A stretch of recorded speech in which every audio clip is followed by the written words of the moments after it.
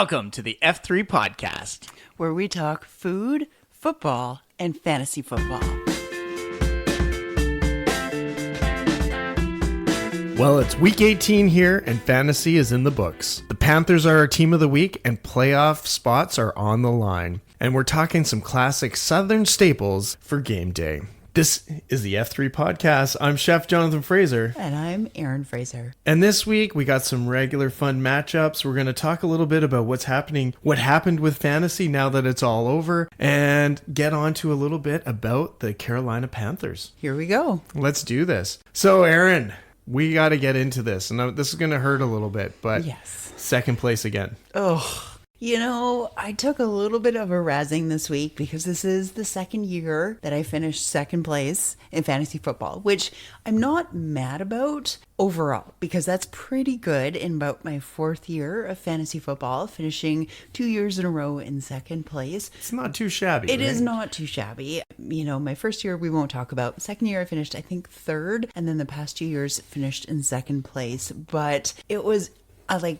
if any listeners listened to our past podcast last week, they would know that it was 100% my worst week in fantasy football. No thanks to Jared Goff. And it was just like everything that could go wrong did go wrong last week. And of course, that was the championship final for first place. And so, unfortunately, it was probably my worst week overall in terms of fantasy points in fantasy football. And not the time to take the dive, eh? Oh, I know, right? Like there was highs and lows throughout the season, but nothing terrible overall. Like there were for sure, like many, some games that I've lost by maybe 2 points or 1.5 points, like super, super close games that came down to the wire. But this last week was probably the most significant point differential in the whole season. Like it was ridiculous how bad it was. So okay, well, let's just forget about the last round, right? And let's get on to what did you learn this week? What was your biggest fantasy lesson from this season? I mean, I think sticking with quarterbacks in the first 1 or 2 rounds. It is a totally controversial take to take a quarterback in your first round, but I'm still sticking by that because it did hold very true to me. I mean, I got Matthew Stafford, Jared Goff, and Patrick Mahomes. Absolutely. We've forgotten all about him now. That guy on the bench. Yeah. Patrick Mahomes as my 3 quarterbacks. And I mean, they essentially carried me for the better part of the season. They were incredible. I had some solid running backs. I mean, I got Christian McCaffrey as well. Got some good receivers, but I still stand by. You got to get your point makers as your first couple of rounds. And most people go with receivers or running backs, but I'm going to still stick by my quarterbacks. Well, and that's my question is, who was your player that stood out and won you the points this year? Matthew Stafford. It was Stafford for Stafford, sure. 100%. I mean, he was consistently good. That's the thing. Jared Goff was pretty good. I put him on the bench early on in the season. I went with Patrick Mahomes, which ultimately didn't turn out that well. And probably had both in terms of fantasy and in terms of his actual NFL career, the worst year of his career this year. Oh, of course. Unfortunately, due to injuries, due to, not the best team overall. I was very grateful that I did have Jared Goff on the bench, but Matthew Stafford, I certainly can see him being nominated in terms of MVP this year. He's been a great player, and both in fantasy and in actual NFL play. So he was a very, very good pickup, along with Christian McCaffrey. I mean, McCaffrey is definitely getting older in his professional career. Possible injuries this year, and there were some questions around whether he could perform to the best of his abilities. And between Stafford and McCaffrey, those were my top 2 players. Okay, well, now we're going to step a little bit back from actual players and the game, and let's get into your league there. Who was the one manager out there that really took it to you this year? I mean, unfortunately, it is the person who did come out on top. And he has, a lot of fantasy experience. And he was the one that invited me into the league. So I cannot diss him too badly this year. But he has... Will. Was that? But you will. Oh, I will. I mean, I've known him for quite some time that I have no qualms about maybe, dissing him a little bit. But he very much led the league the entire season, came out on top, and very well played. So give him full credit for that. Well, you came out with second place here, which is, for a season, it's pretty decent, especially if you've pulled this 2 years in a row. 2 years in a row.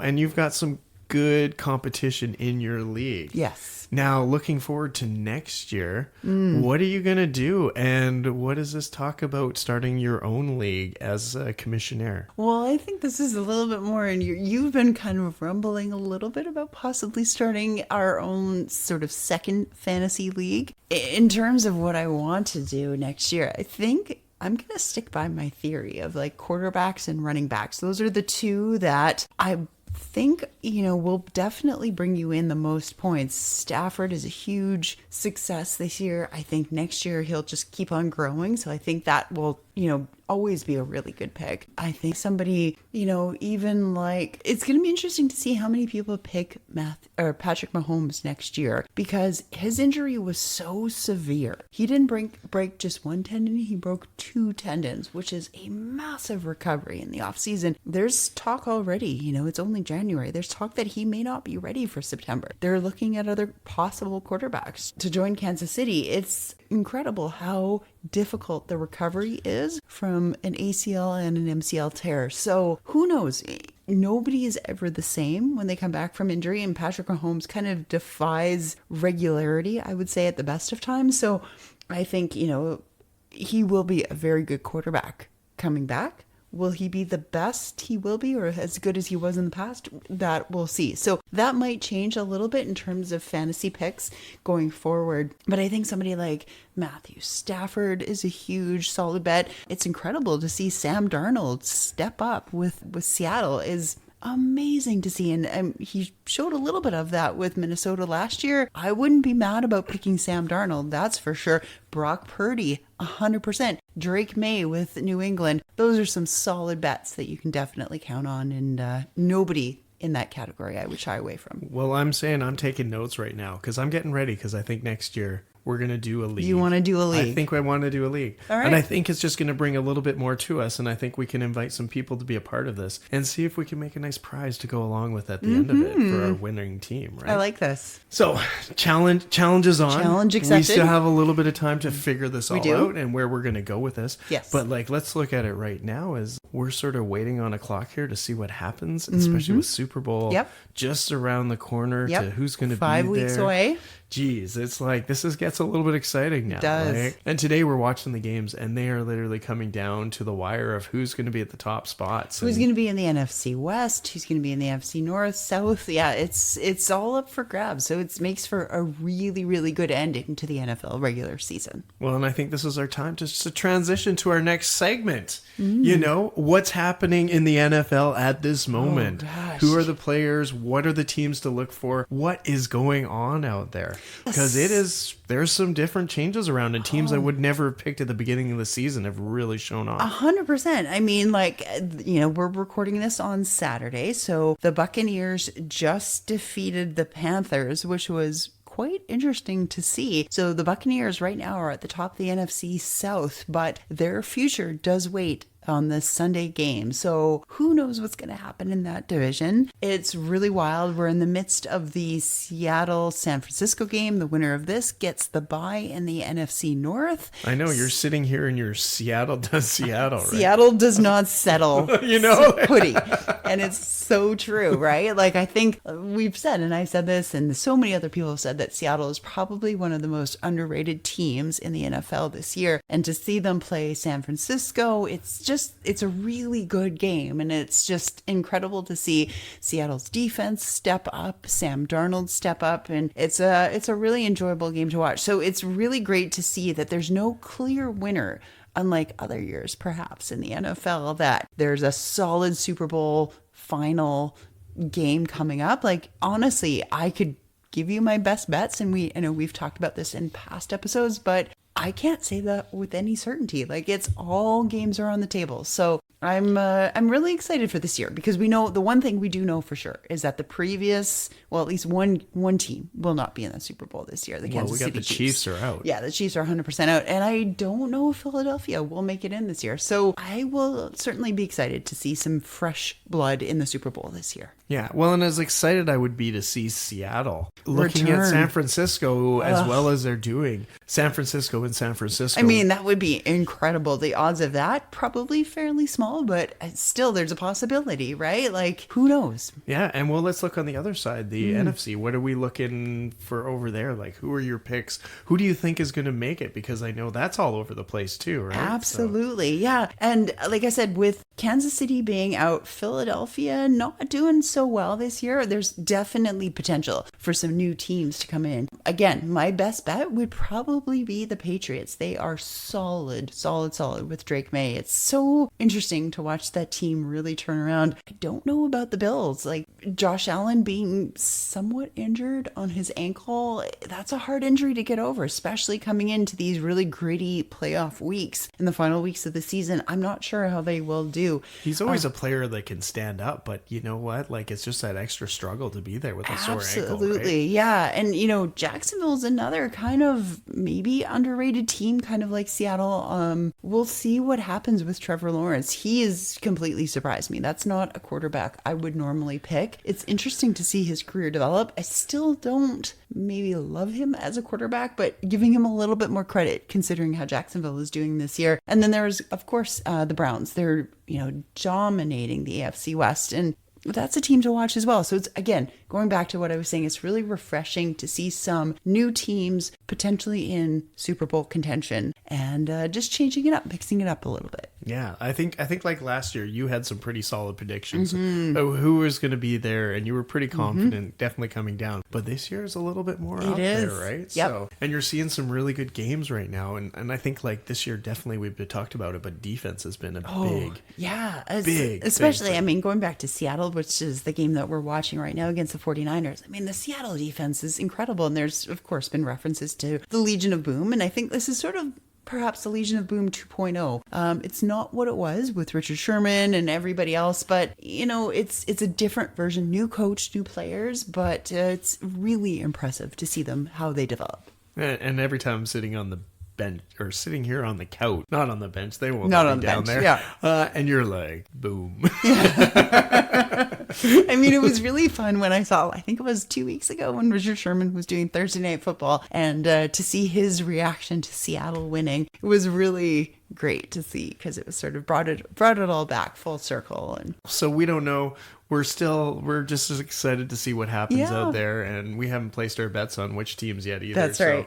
So there's no worries. But let's time to move on to our team of the week. Do you want to start off with this one? Carolina Panthers. Now, what can you tell me about the Carolina Panthers? Oh my gosh, right? what can't I tell you about it? Probably I have a handful, but one of my most loathed players in the National Football League. Really? Yep. I cannot stand Cam Newton. He's a great quarterback.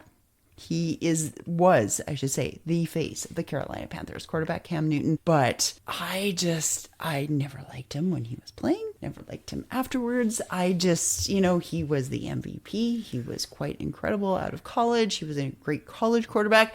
100%. The facts will lie as they lie. On paper, fantastic quarterback. Outside of that, I probably, like I said, right up there with a few other ones, but probably in my top 5 of most unliked NFL players ever. Cam Newton. Well, because you hold a grudge to players, not just on the field, but off the field as well. Off the field? Oh, really? I don't know how that quite influences things, but for me, I think that's my association with the Carolina Panthers. They're a relatively new team in the NFL. I mean, I think they were an expansion team in the mid-90s. They came in, they kind of bounced between North and South Carolina a few times. They played out of Clemson. From a college football perspective, that's one of the better teams in college football, so they had a good association there. They've played in the Super Bowl, never won a Super Bowl, come very close. It's been a really interesting team to watch, but unfortunately, I think any association with the Carolina Panthers has always been with Cam Newton. And Cam Newton, like I said, was on paper an incredible quarterback. He came into the league in 2011. He was a first-round draft pick. Feel about first-round draft picks. Extremely hit and miss, sometimes more miss than hit, but with him, he was definitely a hit. A few years later in his career, he developed into an MVP quarterback, brilliant quarterback. Like I said, brought the team to a Super Bowl, but had a lot of controversies, let's say, a lot of sexist remarks, a lot of controversies with female reporters. Like I said, just not my favorite quarterback at all off the field. I feel like he could have had a much longer future in the NFL if he could have kept his mouth shut. But that's a story for another time. So Carolina's produced some incredible coaches, players. Ron Rivera, an incredible coach out of Carolina. Christian McCaffrey started his career as a running back with the Carolina Panthers and then got traded to the 49ers. So they have certainly produced their fair share of good players. They know what they're doing. They're having a great season this year. I mean, unfortunately, they did lose to Tampa Bay, but their season does kind of hinge on what happens in the Sunday games. They've certainly consistently produced really good players.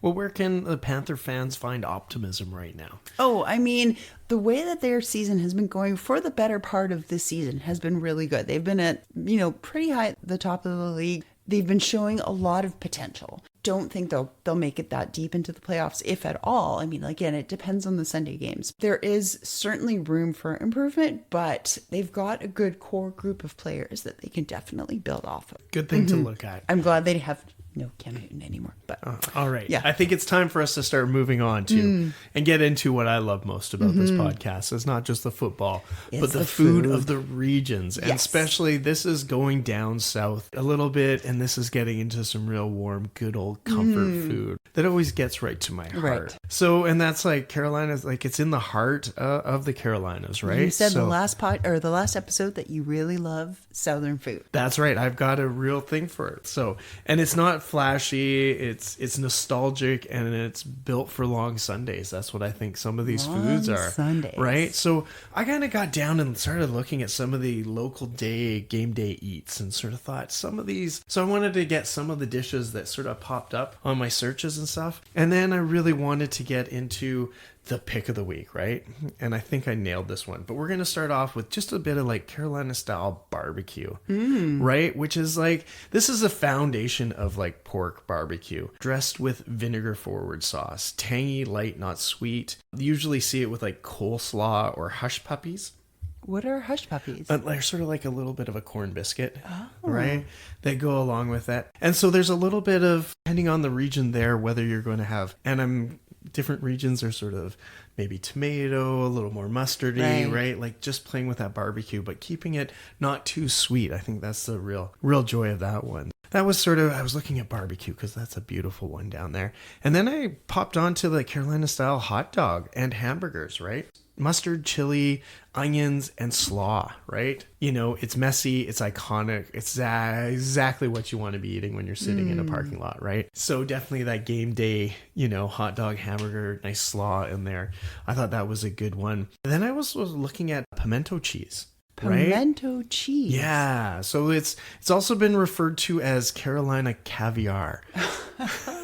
So it's grated sharp cheddar with mayo and peppers, and then you sort of can spread it on crackers or put it on a sandwich on burger. Really like simple but a bold flavor to share along there. And then of course you can't go wrong without like Southern fried chicken, right? Which is a classic, right? Extra crispy, heavy seasoning, sometimes finished off with a splash of hot sauce. Definitely something to enjoy. Definitely down. Yeah.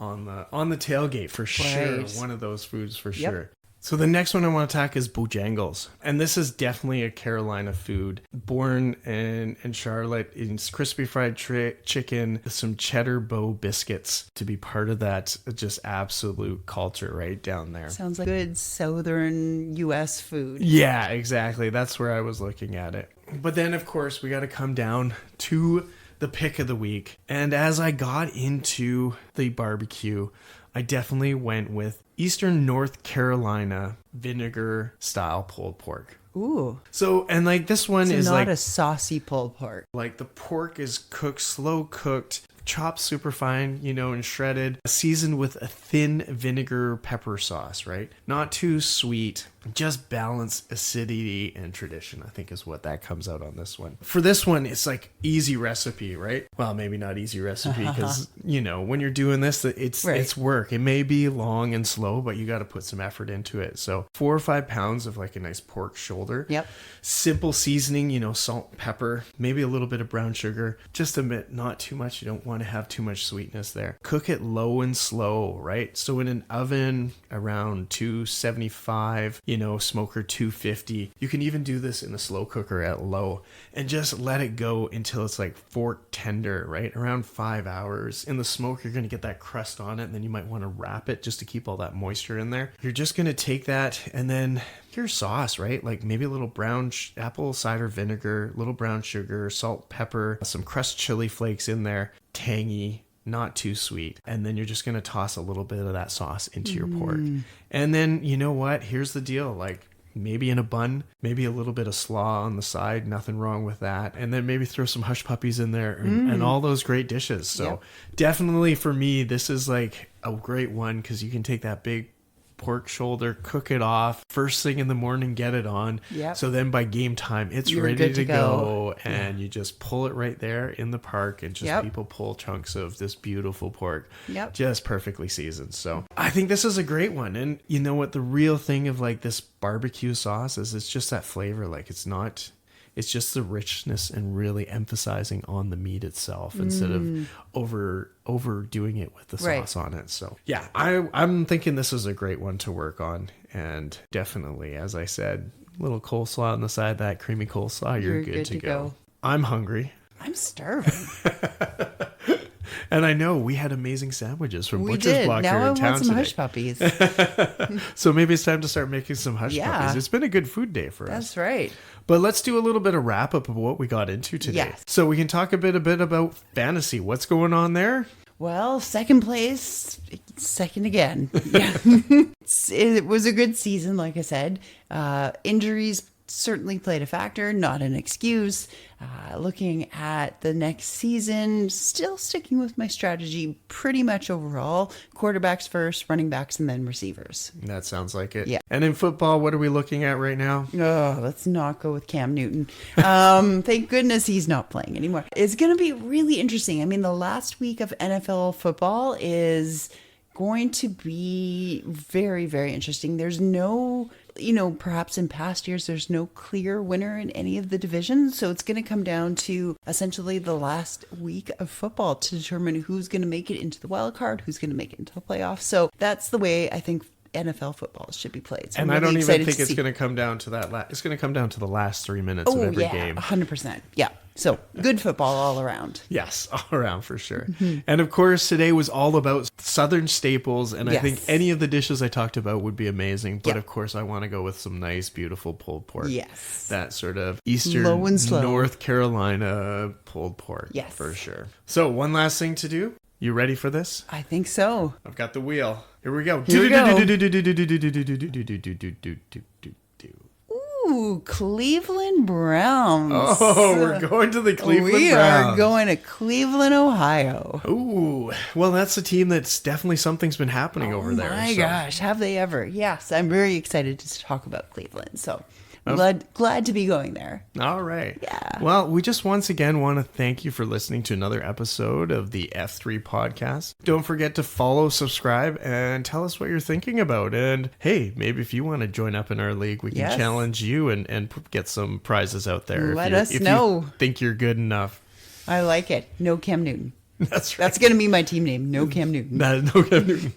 All right. Well, that's the F3 fix for this week. Thank you for joining us about fantasy football, food, and football.